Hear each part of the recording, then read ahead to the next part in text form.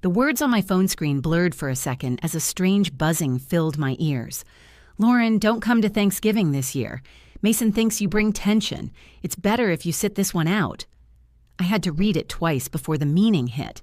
My own mother telling me I wasn't welcome at our family table because my sister's husband of 6 weeks had decided I was the problem. The irony tasted like copper in my mouth. Mason, who bragged about his big promotion from customer service to team lead, like he'd been named CEO, had somehow convinced my family that I was the problem. The person who'd been quietly building something they couldn't even comprehend was too much drama for their holiday. My name is Lauren. I'm 29, and I run the commercial real estate division at Blackstone Properties. This is the story of how I reminded my family who I really am. What they didn't know, what none of them had ever bothered to ask about, was that their struggling Lauren had spent the last 4 years closing deals worth more than most people see in a lifetime. While Mason was getting excited about supervising 3 customer service reps, I was negotiating multi-million-dollar acquisitions and managing a team of 27 professionals.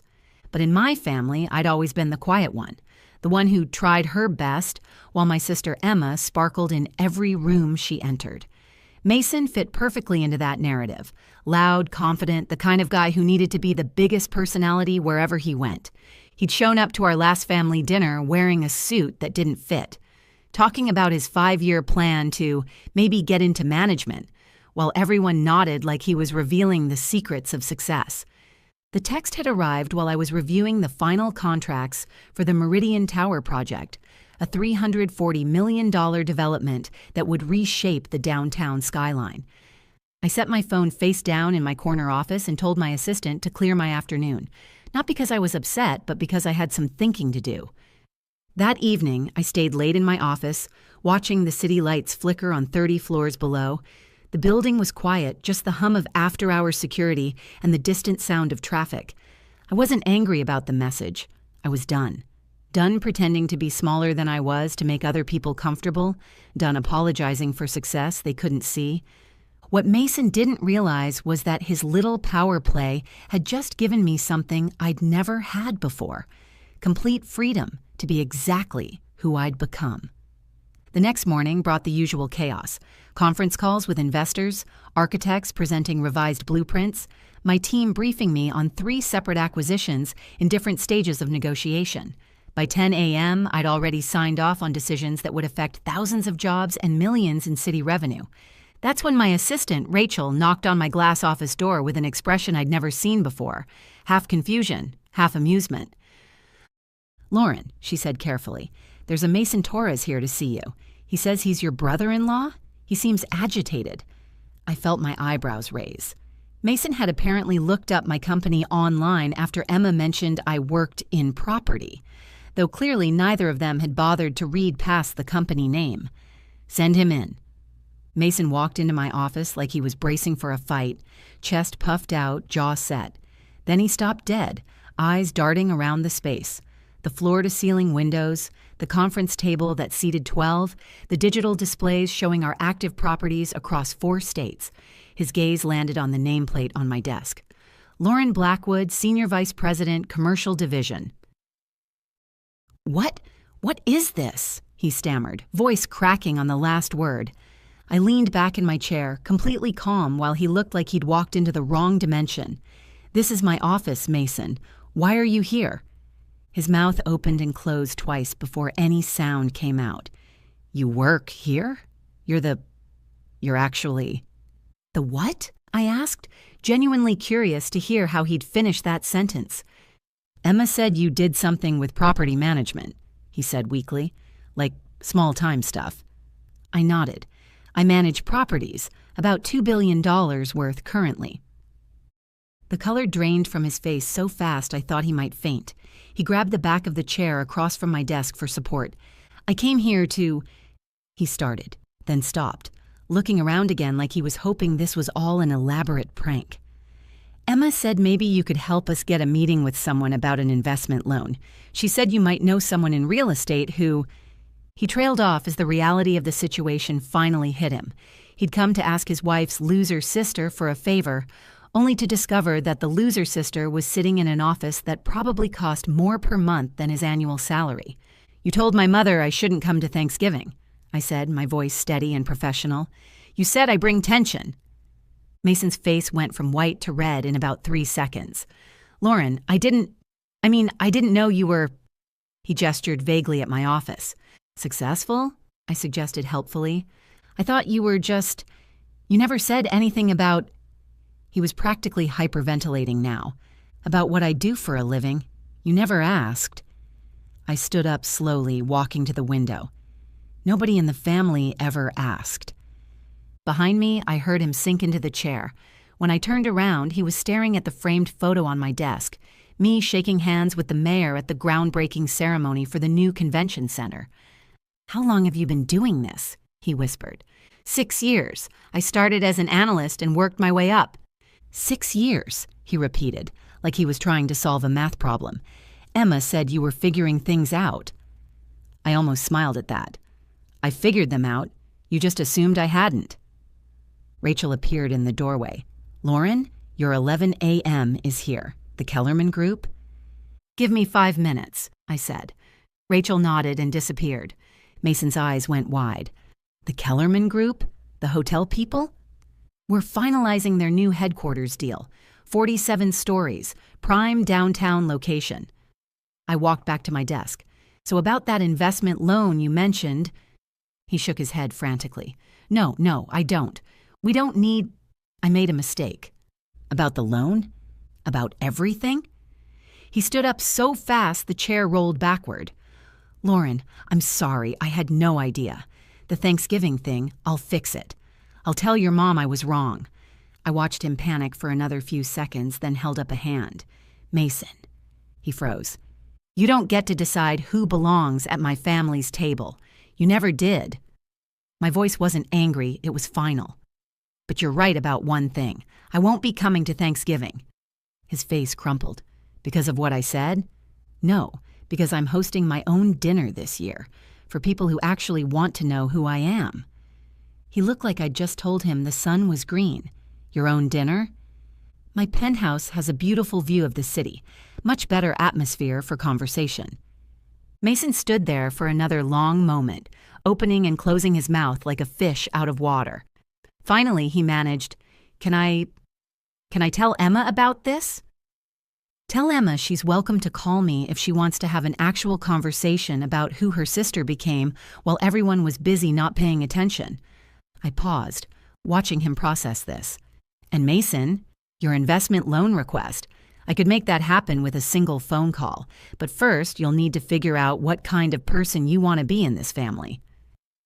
After he left, practically running out of my office, Rachel appeared again with a grin. "That was beautiful," she said. "I've never seen someone's entire worldview collapse in real time." I laughed. He thought he was marrying into a family where he'd automatically be the most successful person. "Surprise," Rachel said. "So are you really hosting Thanksgiving?" I looked out at the city skyline, at the buildings I'd helped bring to life, at the world I'd built while my family wasn't looking. "You know what? I think I am." Later that evening, I called my mother from my downtown loft. She answered on the first ring, voice tight with worry. "Lauren, honey, Mason came home very upset. He said you work at some big company." "Blackstone Properties. I'm a senior vice president." Silence stretched for so long I thought the call had dropped. "Mom?" "I don't understand," she said quietly. "You never told us." "I tried to, the first couple of years. But every time I mentioned my job, someone would change the subject or give me advice about finding something more stable." I sat down on my couch, city lights twinkling beyond the floor-to-ceiling windows. Eventually, I stopped trying. "But you let us think." "I let you think what you wanted to think. There's a difference." Another long pause.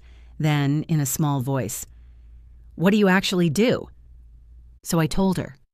About the deals, the developments, the team I managed, the projects that would outlast all of us.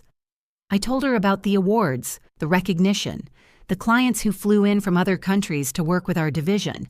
I told her about the penthouse I'd bought last year, the one with the view that made visitors stop talking mid-sentence. When I finished, she was crying. I'm so proud of you, she whispered, and I'm so sorry we never asked. I'm proud of me too, I said. And Mom, I'm hosting Thanksgiving this year. Everyone's invited if they want to come actually meet who I am. What about Mason? I smiled. Mason's learning that the world is bigger than he thought. It'll be good for him.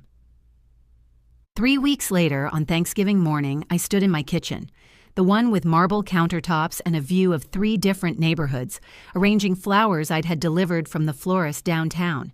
The dining table was set for 8. My parents, Emma and Mason, my aunt and uncle, and 2 spots for friends from work who'd become the family that actually knew me. Emma arrived first, walking into my place with her mouth hanging open. "Lauren," she breathed, turning in a slow circle. "This is incredible. Thank you, I love it here." She walked to the windows, looking out at the city spread below us. "You can see everything from here." "Pretty much." She turned back to me, tears in her eyes. "I didn't know. We never really asked about your life, did we?" "Not really, but that's okay. I was building it whether anyone was paying attention or not." Mason arrived with my parents, looking like he'd aged 5 years in the past 3 weeks. He shook my hand formally when I answered the door, his voice barely above a whisper. "Thank you for inviting me," he said. "I owe you an apology." "You owe yourself some perspective," I corrected gently, "but we can start with dinner." As we all gathered around the table, my father raised his glass. "To Lauren," he said, voice thick with emotion, "for building something remarkable while we were too busy to notice." "And for teaching us to ask better questions," my mother added. Mason cleared his throat.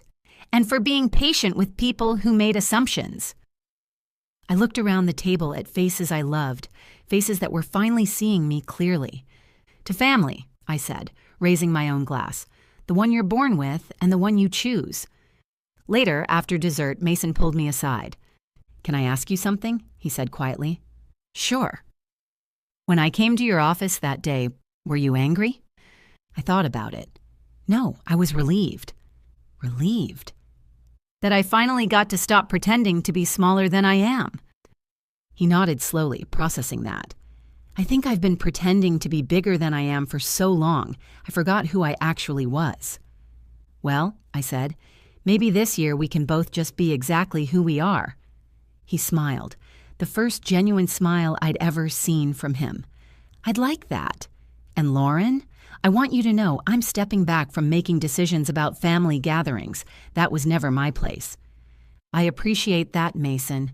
We're going to be just fine." As the evening wound down and my family prepared to leave, Emma hugged me tight. "I want to really know you," she said. "Not just assume I do. Can we start over?" "We don't need to start over," I told her. "We just need to start being honest." She nodded, wiping her eyes. "Same time next year?" I looked around my beautiful home at the family that finally knew who I was, at the life I'd built brick by brick. "Absolutely," I said. "But next year, everyone's bringing questions." Before you go, here's a quick bonus for sticking around. If you love learning and growing like I do, you need to try audiobooks. I've got an exclusive deal with Audible. Your first month is completely free. That's access to over 500,000 titles, 0 cost to you. All the details are waiting in the description. Don't miss this one.